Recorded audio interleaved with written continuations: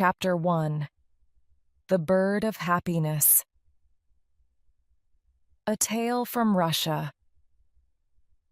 A long time ago, a little boy called Igor lived with his mother and father in a small house which was made of wood. Igor's family was very poor. His father was a woodcutter, and his mother made clothes for rich people in the city. Their house was in the middle of a large forest in the north of Russia. In summer, the days were long, and the forest was alive with the sounds of birds singing to each other. Igor's father taught him the names of the different birds, and the boy soon knew all their songs. But in winter, the days were very short, and there was deep snow everywhere. The forest became quiet because the birds left to spend the winter months in warmer countries. One winter, Igor became ill. His mother made special food and drink for him, but he only got worse. The doctor from the city came to see Igor and spent some time talking with the boy and looking at him. Then he spoke to Igor's mother and father. "He's very ill, but I don't know what's wrong with him. This winter, many young children all over the country are becoming ill and dying, and nobody knows why. I'm sorry, but there's nothing that I can do to help. Give him lots of good things to eat, and make sure that he gets lots of sleep." During the next few days, Igor got worse. He became iller and iller. He spent all day in bed and became bored with his toys. His father brought him little things from the forest to try to make him forget that he was ill, but he was not interested in anything. His face became white, and he didn't want to eat. Sometimes at night he had a fever, and then he dreamt that he was flying above the forest, looking at his family's little house far below him. One morning, after a very bad night, Igor woke up and found his father looking at him. "Is there anything that you want?" said his father. "Yes, there is, father," said Igor. "I miss the songs of the birds. Could you catch a bird and put it in a cage for me? If you put the cage above my bed, I can listen to the birds singing and remember the sounds of the forest."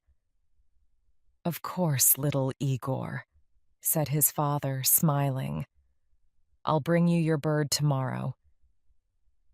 But he knew that, now it was winter, there were no birds in the forest. This was the only thing that his son wanted, and he could not give it to him. "Perhaps you could make him a bird out of wood," said Igor's mother. "You could use one of those little pieces of wood that we usually burn on the fire." It was a cold, snowy day, and the forest trees were hard to cut. But all day, while he was working, Igor's father thought about how to make his son a bird out of wood. "Of course it'll never sing," he said to himself, "but perhaps if it's very beautiful, little Igor will like it just the same." After dinner that night, he started making the bird. The first few times that he tried were no good. The finished birds were all too fat and too heavy to fly. He put them one by one on the fire and held his head in his hands. It was now the middle of the night, and outside more snow was falling. Then he suddenly said to himself, "I know. The bird needs to be just 2 pieces of wood. If I cut the wood carefully, the bird can have real feathers." First he took a piece of wood for the head, body, and tail. He began with the tail, cutting the wood into feathers with his right hand. Then, with his left hand, he smoothed out the feathers. When he was happy with the tail, he took some more wood for the wings. He cut them out carefully. It all took a long time, because sometimes the feathers broke and he had to start again. But in the end, he finished it. While the sun was beginning to come up, he showed the bird to his wife. "It's beautiful," she said, "but it's not ready yet." She took a needle and some thread and carefully sewed the ends of the tail feathers and wing feathers together. Soon the feathers were all together, just like on a real bird. Then she tied a long thread to the middle of the bird's back. This way they could hang it above Igor's bed. They looked at the bird together. "Now that it's ready," said the woodcutter, "I'll take it into little Igor's room." Igor was asleep. Very quietly, the father hung the bird above the boy's bed. He stood back and looked at it. The bird turned slowly on its thread. The woodcutter went happily to his bed to rest after his long night's work. Later that morning, he went back into Igor's room. The bird was turning slowly above Igor's head. His son was watching the bird carefully. There was a light in his eyes for the first time in many weeks. "It's beautiful, Father," said Igor. "Thank you. But I've never seen a bird like it before in the forest." "What's it called?" "That's a good question. I'll find out and tell you later." The next morning, when the woodcutter went into his son's room, he found the boy sitting up in bed, trying to touch the bird. The last time that Igor sat up in bed was many weeks ago, he thought. "So what's it called, Father?" the boy asked. "I'm still not sure," his father replied. That night, Igor's father went into his son's room and he quietly made the thread a little shorter. Now the bird was hanging a little higher above Igor's head. 3 days later, he found Igor kneeling on the bed, trying to touch the bird. His hand was very near it. "Have you decided on the name of my bird, Father?" Igor asked. "Not yet, my son, I'll tell you later," his father replied. Again the father went at night into his son's room and put the bird a little higher. 5 days later, Igor was standing on the bed and nearly touching the bird. "Father, help me. I want to make it go round," he said. "Go on trying. It's not as high as you think," replied his father. "And when will you tell me its name?" "Very soon, my son," replied the father. 7 days later, Igor's father was cutting wood when he heard strange sounds coming from the house. He ran quickly to his son's bedroom. Igor was jumping up and down on his bed, laughing. Above his head, the bird was going round very fast. "Look, Father, I touched the bird," shouted Igor happily. "Now, please tell me, what's its name?" "It's called the Bird of Happiness," his father replied, and his mother, standing at the door, smiled to see her young son so full of life once more. Chapter 2. The Thief of Smells. A Tale from America. There was once a baker who had a shop in a small town in America. This baker was not a very kind man. He never gave his customers any more bread than necessary for their money, and he never smiled. But he was a very good baker. His bread was the softest bread that you could imagine. Sometimes customers paid for their bread and started eating it there in the shop. And his cakes. His cakes were really delicious. People came to his shop from all over town. When they walked down the street, they smelled the baker's wonderful bread and his delicious cakes. and they walked right into his shop. But not everyone came inside. Some people just stood outside the shop, smelling and looking in through the windows. The baker didn't like this. "Their stomachs are full of the smell of my bread. I'm giving them a free lunch, and I get nothing for my hard work," he said to himself. "Perhaps there's some way to put those delicious smell in bottles. Then I can sell them, just like I sell my bread." One winter morning, very early, the baker was in his shop making bread. He wasn't singing happily while he worked. He was complaining to himself about getting up early, about the cold weather, and about anything that came into his head. In the middle of all this, he looked up and saw someone looking in through the window. It was a young man wearing an old coat. He was looking at the baker's bread, and he was hungry. He was smelling the fresh bread and smiling. When the baker saw him, he felt very angry. "That thief outside my shop has a stomach full of the smell of my bread.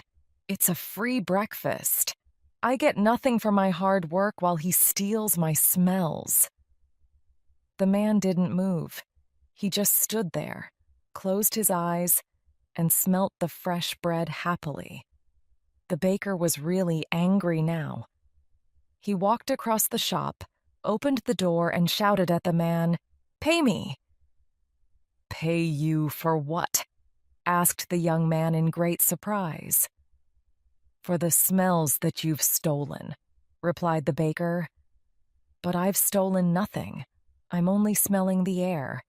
Air is free," said the hungry young man. "It's not free when it's full of the smells from my shop," replied the baker. "Pay me now, or I'll call the police."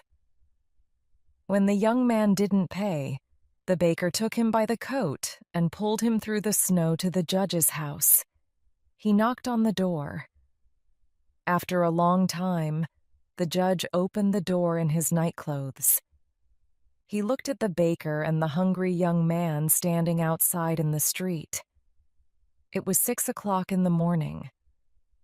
What could be so important so early in the day? "This man is a thief. He stole the smells from my shop," said the baker.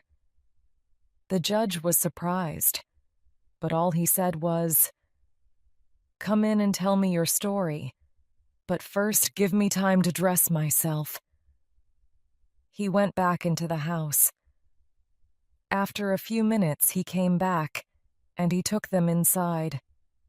They all sat down together round a large table. "All right, tell me everything. Baker, you start," said the judge. He listened quietly. First, the baker told him all about the hungry man who stole all his smells. The judge went on listening. Then the young man told him that air was free, and that any man could have as much as he wanted. When they finished telling their stories, the judge was silent for a few minutes. The baker started telling him again of how the other man took all his smells without paying. "Stop. Be quiet. I've decided what we'll do," said the judge. "Young man, do you have any money?" The young man put his hand in his pocket and took out a few coins. He showed them to the judge and said, "Sir, this is all the money that I have in the world." "Give those coins to me," said the judge. The young man put them into the judge's hand. "I've listened carefully to both your stories," began the judge. "It's true that the smells were coming out of the baker's shop, and these smells belong to the baker. And it's also true that this young man took those smells without paying for them. And so I say that the young man has to pay the baker for the smells that he took." The baker smiled, perhaps for the very first time in his life. He held out his hand at once for the money. But the judge didn't give him the coins. "Baker, listen and listen carefully," he said. He shook the coins in his hands, and they clinked together. "That can pay for the smells," he said to the baker. "Give me my coins, sir," said the baker, not smiling anymore. "No," said the judge. "I've decided that the sound of money is the best way to pay for the smell of bread." And with that, he gave the coins back to the poor young man and told him to go home. Chapter 3. The Alchemist. A Tale from Burma. Once there was an old man in Burma who had a daughter. He was very happy when she married a nice young man who came from a good family. At first everything went well, but after a little while there was a problem. The young husband wanted to be an alchemist. He spent all his time trying to turn dirt into gold. He was sure that this way they could one day be rich without working. Night and day he dreamt of finding the secret of the alchemists. He also spent a lot of money trying to find a way to make his dream come true. After some months like this, there was very little money. The young wife decided to talk to her husband. "Husband, why don't you try to find a job? Trying to make us rich fast has left us with no money at all," she said to him one day. "But can't you see that I'm very near to finding the secret?" he replied. "When I know how to turn dirt into gold, we'll be richer than you can ever imagine." Perhaps it was true that he was always very near to finding the secret, but he never found it. After many weeks, life became more and more difficult. Sometimes there were days when there was no money for food in the house. So the young wife went to talk to her father. The father was surprised to hear that his son-in-law wanted to be an alchemist. He asked to speak to the young man the next day. "My daughter has told me about your plans," he said to his son-in-law. "When I was young, I too wanted to be an alchemist." The younger man was very happy. Here, at last, was someone who could understand his dream. The father-in-law asked about the young man's work, and the two of them started talking about different ways of trying to turn dirt into gold. After 2 hours talking about the things that an alchemist must do, the old man jumped to his feet. "You've done everything that I did when I was a young man," he shouted. "I'm sure you're very near to finding the great secret, but you need one more special thing to change dirt into gold, and I only learned about this a few days ago." "One more special thing?" asked the son-in-law. He found talking with the old man more and more interesting. "Yes, that's right, but I'm too old to do this job," he said. "It's a lot of work and I can't do it now." "I can do it, father-in-law," shouted the young man. Perhaps you can," said the old man. His voice was suddenly quiet. "Listen carefully. The special thing is a silver powder that grows on the back of the leaves of the banana plant. This is a magic powder." "Magic powder?" asked the son-in-law. "What do you mean?" "Listen," replied the older man. "To get this powder, you must plant bananas, lots of bananas, and you must plant them yourself. While you plant each banana seed, you must say special magic words. Then when the plant grows, you'll see the magic silver powder on the leaves." "How much magic powder do we need?" the young man asked at once. very interestedly. 1 kilogram, the old man replied. 1 kilogram. We'll need hundreds of banana plants for that. Yes, said the old man, and that's why I can't do the work myself, I'm afraid. Don't worry, said the young man. I'll do it. And so the old man taught his son-in-law the magic words and gave him enough money to start planting the bananas. The next day, the young man bought a field. He planted the banana seeds just as the old man told him to do. He quietly said the magic words while each seed went into the ground. Each day he looked carefully at the little plants. He made sure that there were no banana flies on them. When the bananas came, he carefully took the silver powder off the banana leaves and put it into a special bag. The banana plants grew quickly, and the young man worked hard every day. The only problem was that on each plant there was very little silver powder. So the young man had to buy more fields and plant more bananas. It took 7 years, but at last the young man had 1 kilogram of silver powder. He ran to his father-in-law's house. "I've got enough magic powder," he shouted. "Wonderful," replied the old man. "Now I can show you how to turn dirt into gold. But first your wife must come here. We need her too." When she arrived, the old man asked his daughter, "While your husband was getting the banana powder, what did you do with the bananas?" "I sold them in the market," the daughter said. "We've lived on that money for these 7 years." "Did you save any money?" asked the father. "Yes," she replied. "Can I see it?" asked the old man. So his daughter hurried home and came back with 10 big bags. The old man opened them and saw that they were full of gold. He took all the coins out of one of the bags and put them on the floor. Then he took the banana powder and put it next to the gold. "You see," he said, turning to his son-in-law, "you've changed dirt into gold. So you are an alchemist in a way after all. And what's more, you're now a very rich man." Chapter 4. Good Luck or Bad Luck?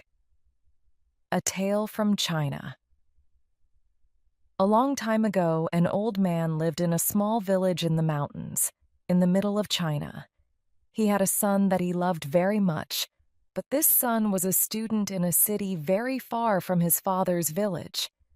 And so the old man lived and worked alone. Every day he worked for long hours on his farm. There was always a lot to do there. He was a kind, friendly man, and all the people in the village liked him. They knew that the old farmer needed the help of his son, a strong young man who was not afraid of hard work. But the old farmer never complained. The villagers often came over to the old man's house and told him how sorry they were that his son was not there to help him. "When will your son come back home? It's bad luck for you to live alone, so far away from your only son," they said. But the old farmer always replied in the same words, "Bad luck or good luck, who knows?" One day the old man's son came back to the village. The people in the village were very happy for the old man, and they all came to his house. "Now that your son has come back, your house will be full of good luck again," they said. But the old farmer only smiled and replied, "Good luck or bad luck, who knows?" People knew that the farmer was a man who used few words. They didn't ask him what he meant when he said things like this. Life was hard in the village, and nearly everybody there was poor. But the old farmer and his son were not as poor as some others. They had a horse, and on a farm a horse can do the work of 4 men. But one morning the farmer's son left the stable door open, and the horse ran away. The son felt terrible. "What have I done? Work on the farm without a horse will be really hard. What will we do now?" he asked his father. And the people of the village again felt sorry for the old farmer and his son. "This is very bad luck," they all said. But again the old farmer smiled quietly. He didn't look worried about the horse. "Bad luck or good luck, who knows?" he said. That afternoon, some people in the village thought that they saw the old man's horse running across the hills near the farm. So that evening, the son went to look for it. After a few hours, he found their horse, quietly eating grass next to a wild horse. The son was able to bring both horses back to his father's farm. When the people of the village heard this news, they were very happy for the farmer. "First you had 1 horse, then you had no horse. Now you have 2 horses," they shouted happily. "Your good luck has come back again." But the old farmer just smiled his quiet smile and said, "Good luck or bad luck, who knows?" The son liked the new horse very much, and he decided to tame it. "Be careful, son. You've lived in the city for many years. You don't know very much about taming wild horses," said the old farmer worriedly. "Don't worry, father. I know what I'm doing," replied the son. "When I've tamed this horse, we'll have 2 horses to help us on the farm, and life will be better." But the next day, the old man's son fell from the wild horse's back to the ground and broke his leg. Now this was a big problem. A man with a bad leg needs to eat, but cannot work. Once again, the people of the village came to the farmer's house to say how sorry they were. "First, your son was in the city and there was no one to help you. Then your son came back to help you. Now your son has broken his leg, and you must help him. Your bad luck has come back," they said. Once again the father smiled quietly and replied, "Bad luck or good luck, who knows?" Some of the villagers were surprised to hear this. Where was the good luck in breaking your leg? At that time in China, there was a long and terrible war between the east and west of the country. Every week, hundreds of young men died in this war. One day, some soldiers arrived in the village. They were looking for more men to fight with them. All the young men in the village had to become soldiers in the army and leave for the war. Their families cried when they said goodbye. They knew that many of these young men would be dead in a few days. But the soldiers left the old farmer's son behind. What good to an army was a soldier with a bad leg? Now the villagers understood the old farmer's words. They went to see him. "Your son didn't have to go with the soldiers because he broke his leg. It's true that your bad luck changed into good luck," they said, happy that they understood the old farmer's wise words. The old farmer smiled kindly at them. "Good luck or bad luck, who knows?" he answered. Chapter 5. The Basket of Eggs.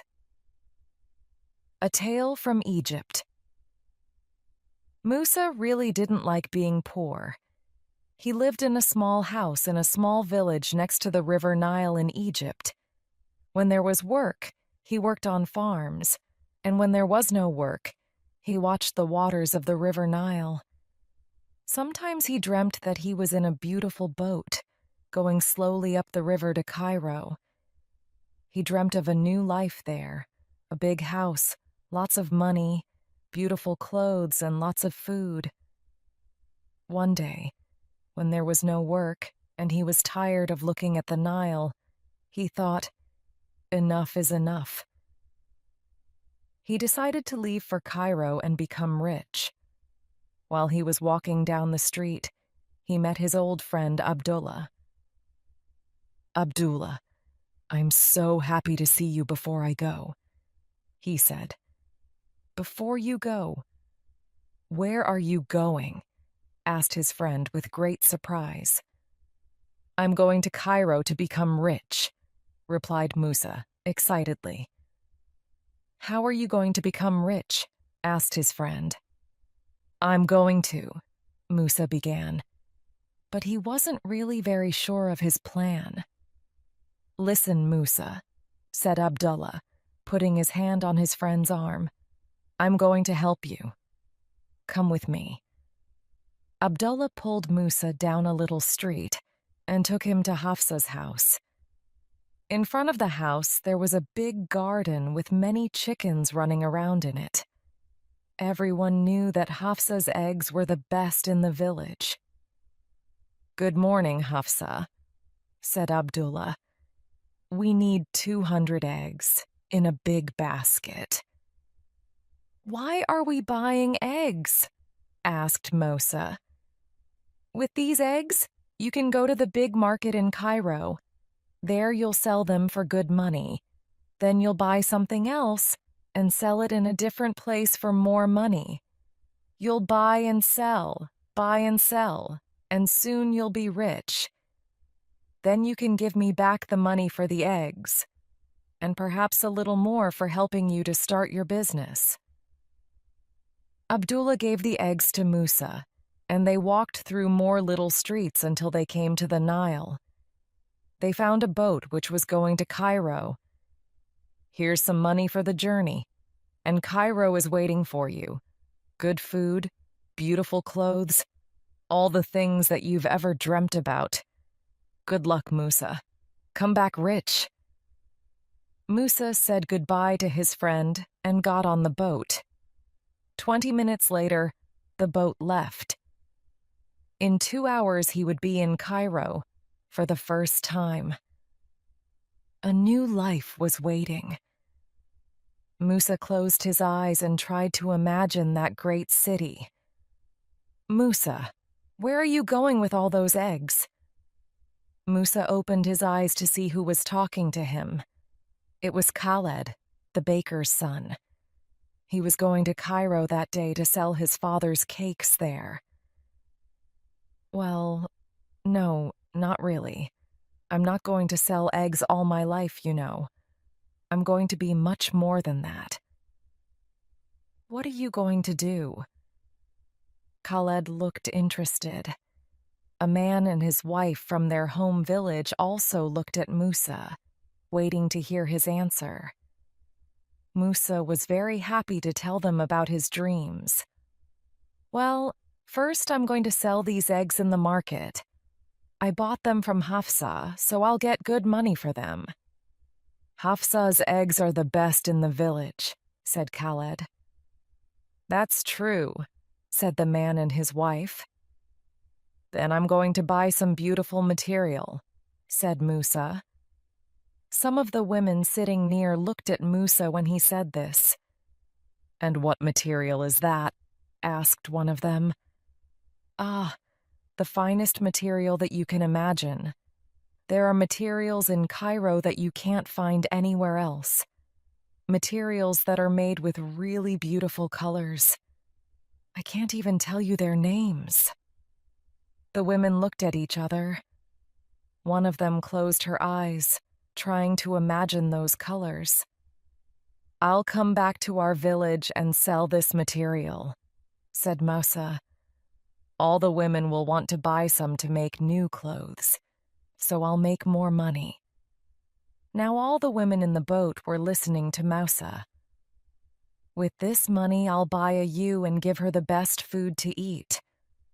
When he said that, a group of men looked at him. "A ewe is a good animal to buy," said one of them. "You must give her apples sometimes." "Carrots are better," said another man in the group. "My ewe will eat both apples and carrots," said Musa. "Later she'll have 2 lambs. I'll sell the lambs and their mother, and then do you know what I'll buy?" Now everyone in the boat was listening to Mousa. "A cow? A boat? A camel?" "No, a water buffalo," said Musa in a loud voice. "Ah, yes, I see. From 200 eggs to a water buffalo. That's good business," said Khaled. "Very good business," they all said. Musa stood up excitedly.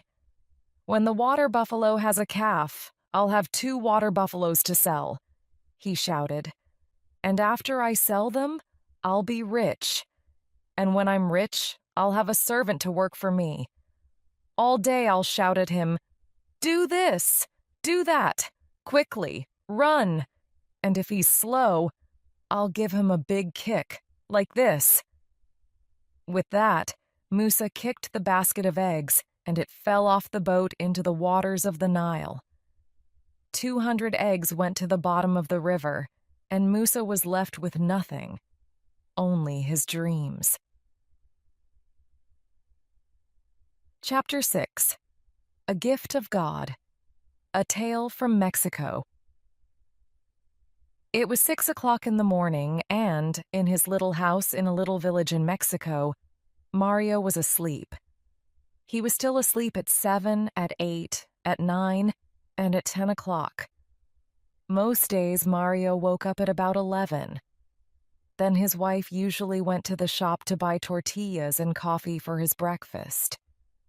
Mario was a lucky man because Pedro, the shopkeeper, was a good friend and never asked him to pay for his food. But one morning, Pedro woke up feeling angry. "I get up at 5 every morning to work," he said to himself. "But Mario lies in bed all morning doing nothing. He doesn't work and I give him free food. That's enough. If he wants any more free food, he'll have to do some work for me." Later that morning, Mario's wife walked into the shop at the usual time. "Tell your husband that I can't give him any more free food," Pedro said. "I'm making an extra room on the side of my house. If he helps me carry some large rocks from the quarry, then you can have more food." "Oh no," said Mario when he heard Pedro's words. "Those rocks are too heavy for me to move. How many times must I say, 'If God wants to give, he'll give.' And when he gives, he'll push it in through the window. Please, no more talk of work. What about a nice cup of fresh coffee?" After that, he put on his clothes and left the house. Later that morning, Mario was walking up the hill, happily watching the clouds in the sky. Suddenly, he heard shouts behind him. "Whoa! Whoa! There!" Turning round, he saw that a horse was galloping nearer and nearer. A man was riding the horse and shouting, but the horse didn't stop. "Whoa!" the rider shouted again, but the horse didn't go any slower. Now the horse was right in front of Mario. He jumped at it, took the horse's reins in his hands, and made it stop. The rider was an old man with long white hair. He got down.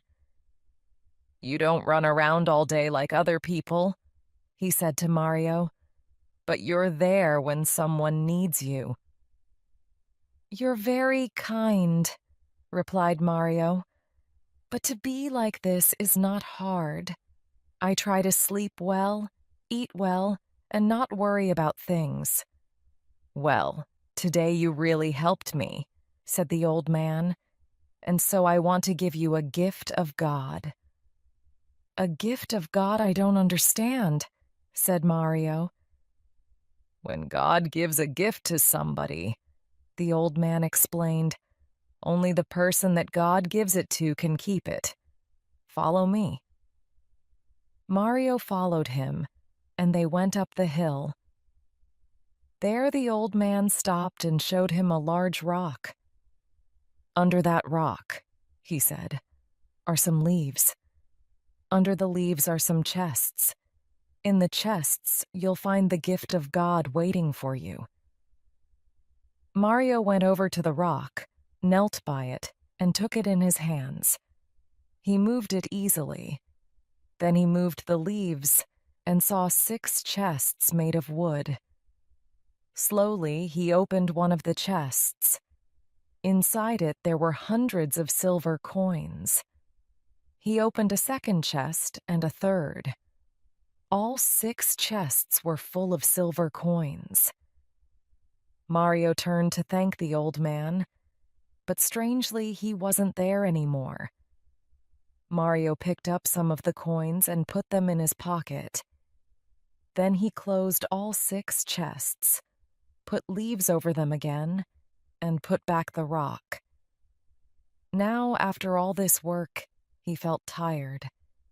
He sat down under a tree and went to sleep. When Mario woke up, he was hungry.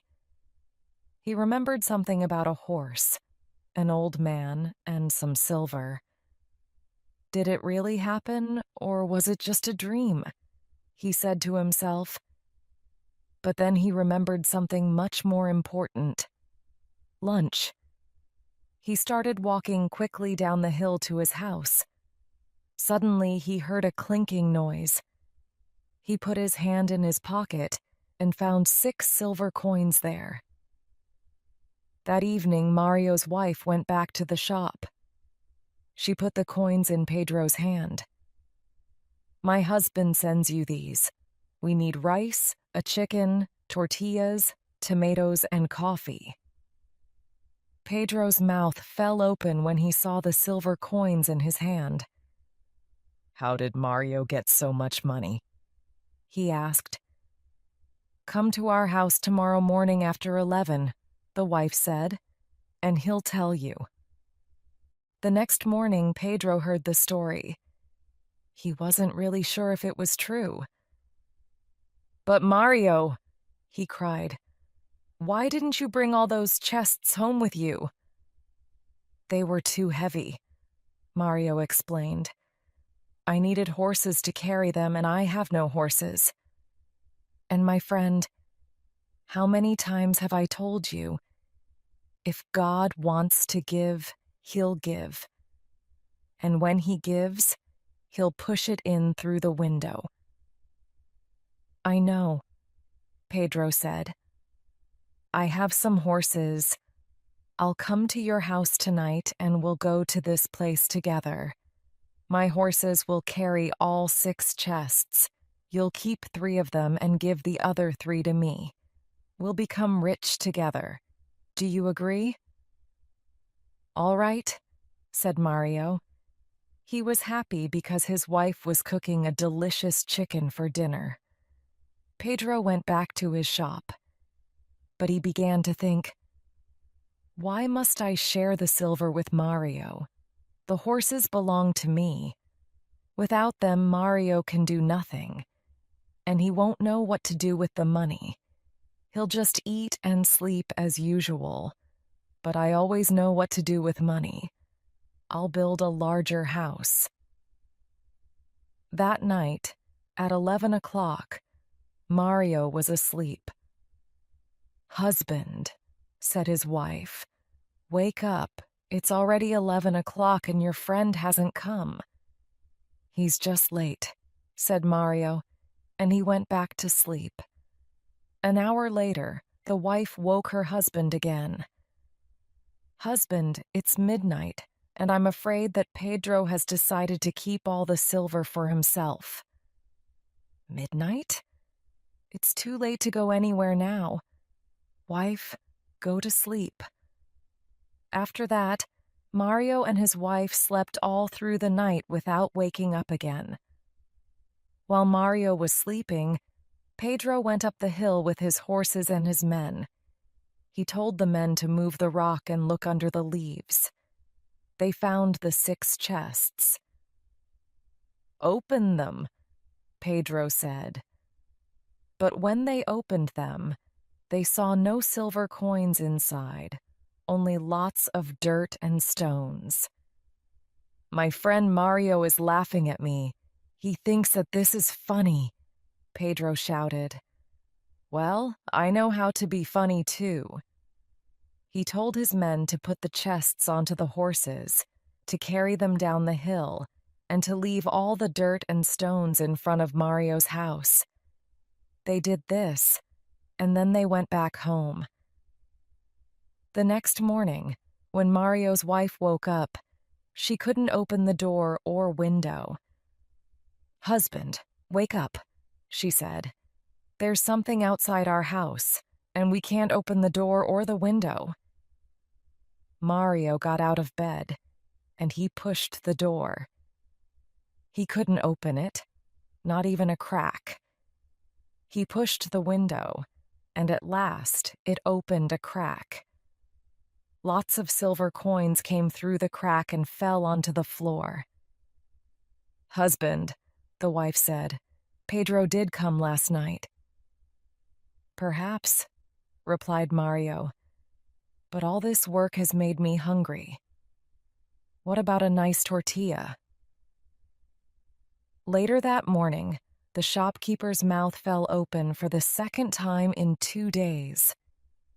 Mario's wife came into the shop and bought more food and new clothes for herself and Mario.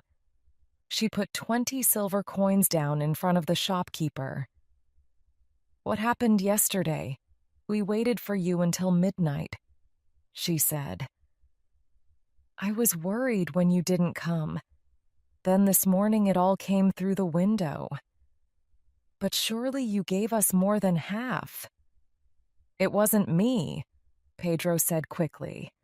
"Of course it was. Who else would leave all those silver coins outside our house?" There was silence. Then Pedro said quietly, "Your husband always says that if God wants to give, he'll give, and that when he gives, he'll push it in through the window." Chapter 7. A Wise Woman, a Tale from Guinea, West Africa. It was a beautiful African morning. Children were playing happily in the village streets. The women were washing clothes in the river and singing songs about lazy husbands. The great chief listened to the 2 men sitting in front of him. "Great chief, the man next to me is a thief," said the older man. "Is that really so?" replied the great chief. "Then tell me, what did he steal from you?" "One of my sheep," answered the old man. "And what is your answer to that?" the great chief asked the younger man. "Why steal sheep, great chief?" replied the young man. "I have lots of them. If I need more sheep, I buy them. I don't steal them from other people. He's the thief, not me." The great chief looked at the far mountains and smiled. Then he looked at both men. Was the young one lying? He wasn't sure. But the old man didn't have the look of a thief. This was a difficult problem. He wasn't going to find the answer in just a few minutes.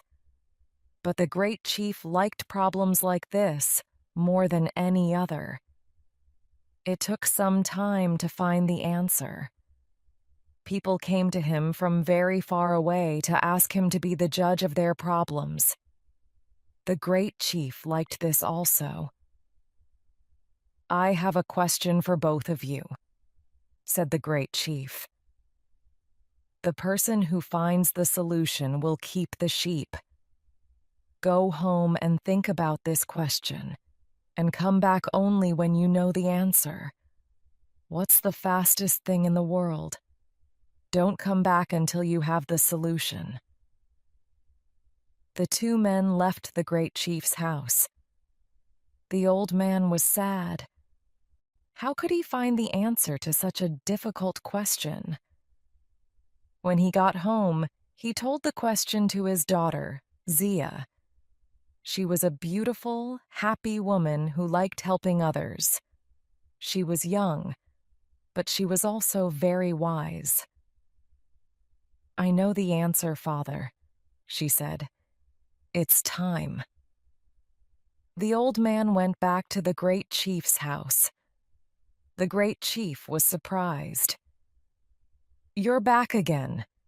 Not even 1 hour has passed and you already have an answer to my question?" "Yes, great chief," replied the old man. "It wasn't so difficult. So tell me, what is the fastest thing in the world?" "Time," answered the old man. "It always goes too fast. There's never enough time for all the things that we want to do. And when we want more time to do something, it goes faster." The great chief was surprised. The old man's answer was even better than his solution. "Who helped you to find the answer? Who gave you these words?" asked the great chief. "They're my words," said the old man. "No one helped me." "If that's not true, I'll punish you," said the great chief. The old man was too afraid to go on with his story. "It was my daughter Zia. She's a very wise young woman, and she gave me the words," he said. "She must be very wise," thought the great chief. "Very well," he said. "You have found the answer, and so you shall keep the sheep. And now that this is all finished, I think that I'd like to meet your daughter." The next day, the old man brought his daughter Zia to meet the great chief. They sat at the great chief's table and had a big lunch: chicken, rice, fruit, and a drink made from palm juice. During lunch, they talked about the young man who stole the sheep and about how difficult it was to be a good judge. The great chief enjoyed the lunch very much. While he talked about this and that with Zia, he felt so happy that he wanted to sing and dance. Was it the palm juice drink, or the wise and beautiful young woman looking into his eyes? But time always passes too fast, and soon it was time for them to leave. The great chief saw Zia every day, and his love for her grew and grew. "You're a wise and beautiful woman. I'd really like to marry you," he said. "Me too," replied Zia, laughing. And so they married. The great chief was very happy, but he was also worried about having a wise wife. He didn't want her to help him with the problems that people brought him. He liked being the great chief who was a wise judge. He didn't want people to start talking about the great chief's very wise wife. "Everything in my house belongs to you," he said to her the day after they were married. "But I ask only one thing from you. Never try to help with the problems that people bring me. If you do, you'll stop being my wife. I'm saying this to you only once." Zia listened without looking at the great chief. When he finished, she smiled. Zia and her husband were happy, and life went well for a time. The great chief listened to people's problems as before. Zia was busy with the house and the animals. In the evenings, he told her about the problems of the day, and she usually agreed with his answers. But one day, 2 little boys went to see the great chief about a cow. Each boy said that it was his cow. The great chief gave them a very difficult question to answer. Zia knew which boy was telling the truth, because she often saw him in the fields with the family's cow. When he walked past her that afternoon, he was crying. Zia spoke to him. "Tell me, little boy, what's the matter?" she asked him. "The great chief gave us a question that I can never answer," he said sadly. "What did he ask you?" His question was, "What's the biggest thing in the world?" Zia knew that she mustn't help the boy, but the answer was easy for her and very difficult for him, and he was telling the truth about the cow. "Go back to the great chief now," said Zia. "Tell him the answer in these words. It is air. Air is all around us. When we walk, in front of us, there is only air and more air. When we look up at the sky, there is air as far as we can see." The little boy went to see the great chief. He said the same words that Zia told him. This time the great chief wasn't surprised. He was very angry. "Who helped you find this answer?" he shouted. "These words are too wise for a young boy. Who gave them to you?" "They're my words, great chief," said the boy. "No one helped me to find the answer." "If this isn't the truth, I'll punish you," said the great chief. The boy was afraid. "It was your wife, Zia," he said in the end. The great chief was very angry with his wife. That evening he spoke to her. "Didn't I tell you that everything which I have belongs to you? You have done the one thing, the only thing that I asked you not to do. Now take what belongs to you and go back to your father's home." "Before I go, can I make you one last meal?" asked the woman. "Then I'll take what belongs to me and go." "Yes," answered the great chief. "Make what you want to eat. Take what you want to take. Just be sure that you're not still here tomorrow." Zia cooked the great chief's favorite meal, chicken with rice and vegetables. While he ate, she gave him a strong drink made from palm juice. She gave him many cups of it. At the end of the meal, the great chief lay down and slept. With her family's help, Zia carried the great chief to her father's home. They put him on a bed, and he stayed in a deep sleep all night. In the morning, a great voice woke everyone in the house. "Where am I? What am I doing here?" shouted the great chief. Zia ran into the room, laughing. "You said that I could take anything that I wanted from your house. I wanted you, and so I took you." "You are truly wise," smiled the great chief. "Come, let's go back to our home together. Only a stupid man would send away so wise a woman." "And you, my great chief, are not a stupid man," said his clever wife. Chapter 8. The Drum, a Tale from India. Once, a poor woman from India had a son. His name was Ravi. She worked hard making bread for rich families. They paid her with a little grain, and she and Ravi lived on it. But she never had any money to buy nice things.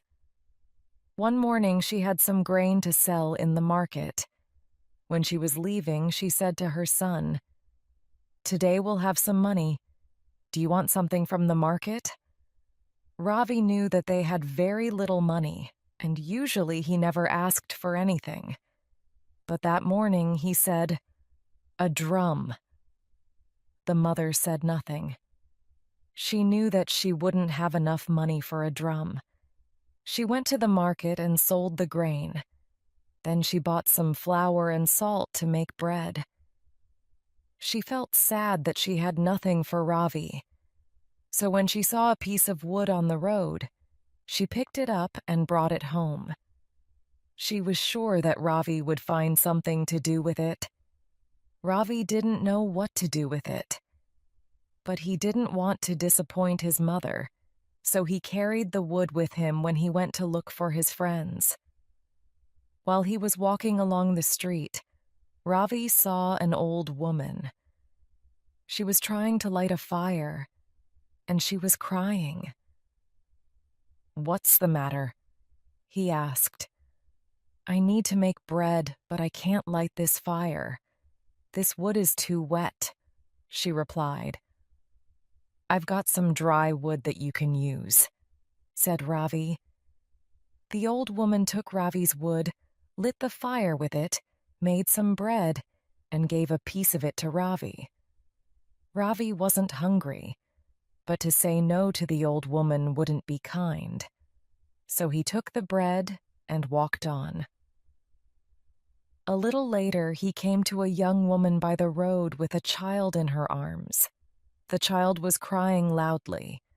The young woman's face was tired and sad. "Why is your son crying?" Ravi asked. "He's hungry, and I have nothing to give him," the young woman replied. Ravi gave his piece of bread to the child. "Eat this," he said. The little boy stopped crying, took it quickly, ate it, and smiled. "Thank you. You're very kind," the mother said. "Please take this pot. You'll think of some way to use it, I'm sure." Ravi didn't know what to do with a pot, but to refuse would be hurtful, so he took it and started walking again. A little while later, he came to the river where he saw a man and his wife. They were standing next to some clothes and a pot which lay in pieces on the ground. The man was shouting at his wife, and they were both angry. "Why are you shouting at your wife?" Ravi asked the man. "She's broken our pot," he replied. "I dropped it. It was a mistake," said the wife, crying. "Perhaps," the man went on, "but people pay us to wash their clothes, and now we don't have anything to boil water in." Ravi said, "Look, I don't need my pot. Please take that." The man and his wife were very happy with their new pot. The man took off his coat. "You've been very kind. I want to thank you. Please take this coat." It was a fine coat, but it was too big for Ravi. He didn't know what to do, but he didn't want to disappoint the man, so he took the coat and went on walking along by the river. After a short time, he came to a bridge where he saw something strange. A man was sitting on a horse wearing only trousers. He was shivering. "What happened?" Ravi asked. "I was coming to the city on my horse. Some thieves were waiting on the road. They took everything, my money, shirt, hat, and coat, even my shoes." "Please take my coat," said the boy. The man took it. "You're very kind," he said. "How can I pay you for what you've done?" "I don't need paying," Ravi replied. "I'm happy to help you." "Well," said the man, "you've done a very kind thing. So I want to give you my horse." Ravi and his mother didn't have enough food for a horse at home, but he couldn't say no to the man. So he took the horse and went across the bridge to the other side of the river. There he saw some people going to a wedding, a bridegroom, his family, and some musicians. They were wearing beautiful clothes, but they were sitting sadly under a tree. "Why are you all so sad?" Ravi asked them. The bridegroom's father said, "We need a horse for the bridegroom. The man with the horse hasn't come, and the bridegroom can't arrive on foot because everyone will laugh at him. It's late now, and everybody's waiting for us." "Please take my horse," said Ravi. "Are you sure?" said the bridegroom. "Yes," said Ravi. I don't want it. So the bridegroom took the horse. You're very kind. Now we can go to the wedding. But how can I thank you? Ravi looked at one of the musicians. Well, perhaps you can give me the drum that your musician is carrying. The bridegroom gave some money to the musician, and he took the drum from him and turned to Ravi. Is that all? Asked the bridegroom. Yes, thank you, cried Ravi, taking the drum. And he ran home, beating it all the way.